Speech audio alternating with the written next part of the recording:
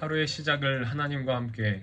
오늘 우리에게 주시는 하나님의 말씀은 말라기 1장 1절부터 5절 말씀입니다. 여호와께서 말라기를 통하여 이스라엘에게 말씀하신 경고라. 여호와께서 이르시되 내가 너희를 사랑하였노라. 너희는 이르기를 주께서 어떻게 우리를 사랑하셨나이까 하는도다. 나 여호와가 말하노라. 에서는 야곱의 형이 아니냐. 그러나 내가 야곱을 사랑하였고 에서는 미워하였으며 그의 산들을 황폐하게 하였고 그의 산업을 광야의 이리들에게 넘겼느니라. 에돔은 말하기를 우리가 무너뜨림을 당하였으나 황폐된 곳을 다시 쌓으리라 하거니와 나 만군의 여호와는 이르노라. 그들을 쌓을지라도 나는 헐리라. 사람들이 그들을 일컬어 악한 지역이라 할 것이요 여호와의 영원한 진노를 받은 백성이라 할 것이며 너희는 눈으로 보고 이르기를 여호와께서 이스라엘 지역 밖에서도 크시다 하리라. 아멘. 오늘 우리는 말라기서 1장 말씀을 함께 읽었습니다. 말라기서는 이 구약 성경의 39번째 책, 이제 구약을 마무리하고 신약 성경을 내다보고 있는 책입니다. 따라서 말라기서는 구약 성경의 총 결론이라고 말할 수도 있으며 동시에 신약 성경의 서론이라고까지 할 수 있는 성경이죠. 구약 성경을 통해 나타나는 하나님의 계시 역사는 이 희망과 성취를 거듭해 오면서 발전해 오다가 이 말라기서에 이르러서는 더 이상 그와 같은 반복을 중단합니다. 그리고 구약의 계시가 마감된 채 이제 궁극적인 하나님 나라의 완성을 향하는 것으로 그 끝을 맺습니다. 그리고 그 뒤를 잇는 이 신약 성경, 구약이 바라보았던 하나님 나라의 완성이 어떻게 성취되었는가를 보여줍니다. 이 말라기서는 포로 귀환 후 시간이 좀 흐른 이 느헤미야의 마지막 활동 시기와 겹쳐지는 것으로 추정합니다. 이 당시 상황을 살펴보자면 성전 예배는 황폐화되었고 이스라엘 사람들이 이방 사람들과 결혼하면서 이 가정 파탄이나 우상 숭배가 참 심각하였습니다. 여러 가지 이유들이 있겠지만 성전이 황폐화된 이유 중에 하나는 이 백성들이 11조 생활을 제대로 하지 않았기 때문이에요. 따라서 제사장 직분을 감당하던 레위인들은 자신들이 받을 몫을 받지 못하였고 이 생업을 위해 밭에 나가 일하거나 하면서 성전의 관리가 제대로 이루어지지 않았습니다.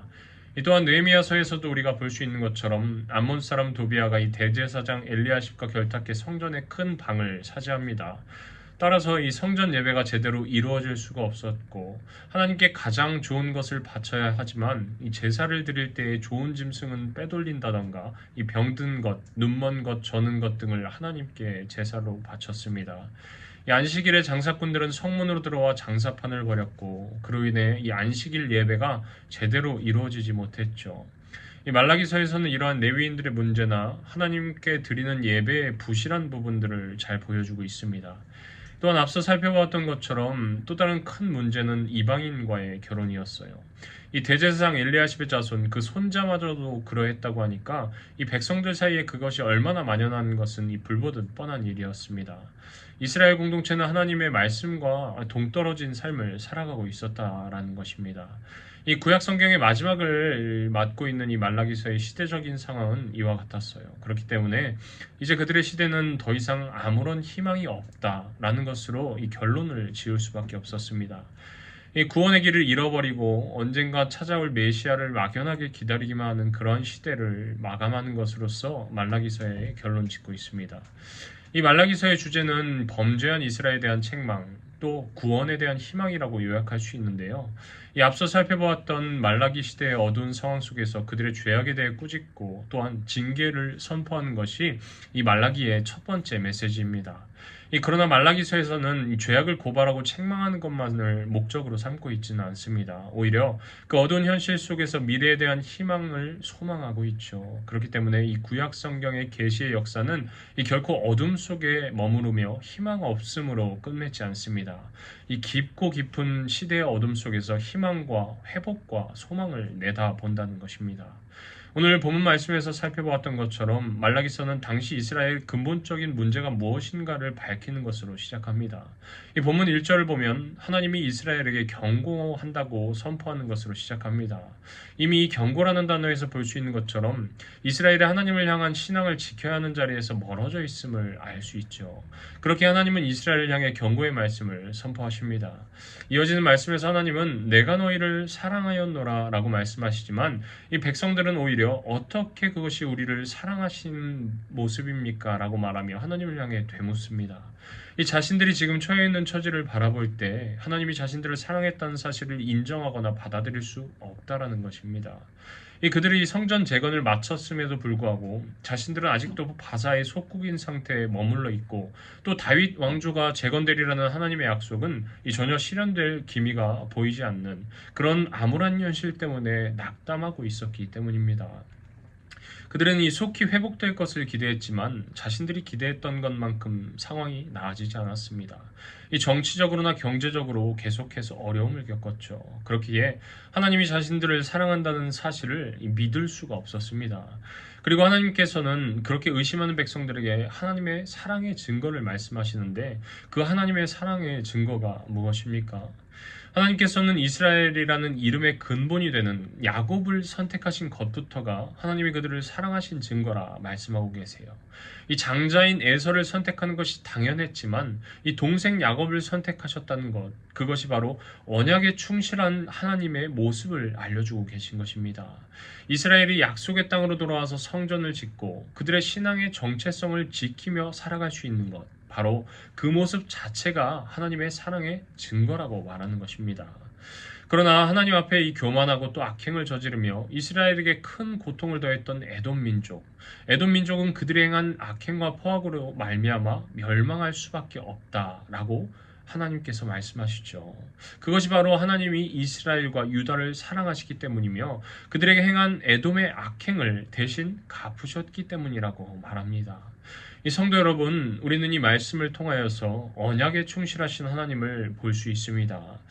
우리에게 임하는 하나님의 은혜란 바로 그런 것이죠. 언제 어디서나 또 어떤 상황에서나 변함없이 하나님의 말씀을 믿고 신뢰하며 살아갈 수 있는 것. 그렇게 언제나 하나님의 사랑을 우리의 피부로 느끼며 살아갈 수 있는 것. 그것을 우리는 하나님의 은혜라고 고백합니다. 우리가 숨을 쉬며 살아가는 지금 이 순간도 사실 하나님의 은혜가 아니고서는 결코 설명이 불가능한 일입니다. 하나님께서는 우리를 너무나도 사랑하셔서 창조해 주시지 않았습니까? 또한 우리를 너무나도 사랑하셔서 이 자신의 사랑하는 그 독생자 예수 그리스도를 십자가에 못 박아 우리의 죄를 대속해 주셨습니다. 또한 거기서 그친 것이 아니라 부활하신 예수 그리스도를 통하여서 우리가 하나님 나라에 대한 소망과 기쁨을 이 가슴 속에 품고 살아갈 수 있게 해 주셨죠. 그렇게 우리가 숨쉬며 살아가는 이 모든 순간이 하나님의 은혜임을 고백하지 않을 수 없습니다. 우리도 이스라엘 백성들처럼 내가 겪고 있는 그 상황 때문에 또 여러 가지 환난과 걱정의 상황들로 인해서 하나님이 우리를 사랑하시는 것이 맞나 하는 그런 의문을 품고 살아갈 수도 있습니다. 그러나 우리는 이 언약에 충실하신 하나님을 성경을 통해 보았고 우리 한 명 한 명의 삶을 통해 바라볼 수 있습니다. 우리에게 원하는 것이 주어지고 내가 생각하는 좋은 것들을 누리면서 살아가고 내가 노력하는 바가 성취되는 것만이 하나님의 은혜가 아닙니다. 오늘 하루도 이 숨쉬며 살아갈 수 있게 해주신 하나님의 크신 은혜, 지난 2024년도를 돌아보면 그렇지 않습니까? 하나님께서는 그러한 은혜로 우리의 삶을 저와 여러분의 한 명 한 명의 삶을 인도해 주셨습니다. 우리 이제 얼마 남지 않은 한 해를 정리해 나가며 2025년도 이 새로운 한 해에도 우리에게 임하실 하나님의 사랑과 은혜를 간절히 기다리는 마음으로 나아갑니다. 우리 다가올 이 새해에는 그렇게 늘 기쁨과 감사를 고백할 수 있는 한 해가 되어가기를 바랍니다. 하나님께서는 언제나 당신의 백성을 최고로 사랑하시는 분입니다. 언제나 우리를 인도해 주시고 또 보호해 주시죠. 심지어 하나님은 당신의 백성들의 죄로 말미암아 최고로 타락했을 때라도 다시금 용서해 주시고 하나님의 사랑과 은혜를 누리면서 살아갈 수 있게 해 주셨습니다. 이 범죄한 이스라엘에게 주셨던 하나님의 가장 첫 번째 메시지, 내가 너희를 사랑하였노라 라는 이 말씀을 기억하며 오늘 하루도 하나님께 감사의 기도를 드리며 나아갈 수 있는 저와 여러분 모두가 될 수 있기를 주님의 이름으로 축원해 드립니다. 함께 기도하겠습니다. 하나님 감사합니다. 오늘 하루도 우리에게 이렇게 기도할 수 있는 시간을 허락해 주시었고 하나님의 사랑을 온 몸과 마음으로 느낄 수 있게 하여 주심에 감사드립니다. 하나님은 우리를 너무나도 사랑하셔서 이렇게 주님의 자녀로 불러주셨지만 그 사랑을 믿지 못할 때가 참 많았습니다. 그러나 오늘 이 시간부터는 하나님의 사랑을 온몸으로 느끼며 구원해 주신 그 은혜에 감사하며 살아갈 수 있게 하여 주시옵소서. 우리가 숨쉬는 이 모든 순간이 하나님의 은혜임을 깨닫게 하여 주시고 이미 우리에게 주신 것들에 감사하며 누리면서 살아갈 수 있게 하여 주시옵소서. 하나님의 그 언약과 말씀을 믿고 의지하며 오늘 하루도 또한 올 한 해도 언제나 감사의 기도가 우리의 입술로부터 흘러나오는 은혜로운 하루, 은혜로운 한 해를 살아갈 수 있게 주님 인도하여 주시옵소서. 감사드리오며 예수님의 이름으로 기도드립니다. 아멘.